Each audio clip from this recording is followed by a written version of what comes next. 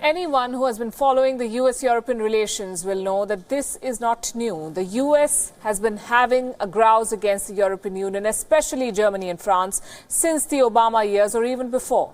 And European leaders have threatened to create a pan-European army in the past. Exactly 12 months ago, on the day of the US midterm election, French President Macron revived those threats. Merkel also called for a European army last November, as you just heard her speak. 1 year on, Macron is playing the bad cop. He says that NATO is suffering a brain death because of the unpredictability of the US under President Trump. The German Chancellor has tried to play this down. French president has chosen drastic words. That is not my point of view regarding the cooperation within NATO. I think such a sweeping swipe is not necessary, even though we do have some problems and have to sort ourselves out. The two leaders of the free world must have seen this coming.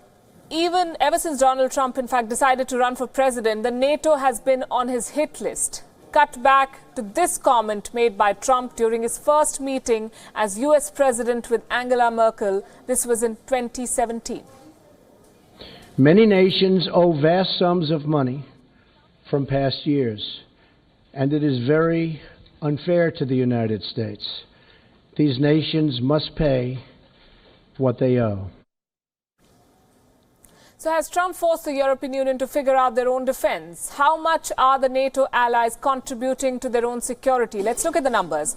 As of 2017, the US accounted for more than 51% of NATO's combined GDP and more than 71% of its defense expenditure. That means the 28 members other than the US account for only 28% of the NATO defense bill. So the Americans do have a point. For 70 years, Europe has used the American security umbrella, and now when the US is asking them to pay, they're getting jittery. It's not like they cannot pay. Germany accounts for 10% of the total NATO GDP, but their defense contribution is less than 5%. Same story for France, Italy, UK, Canada, and Spain.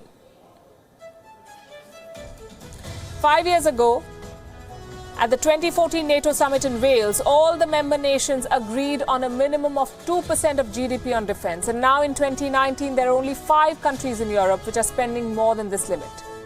Ironically, the two major economies in Europe, France and Germany, spend below this limit. So you cannot blame the Americans when they ask Europe to pay up.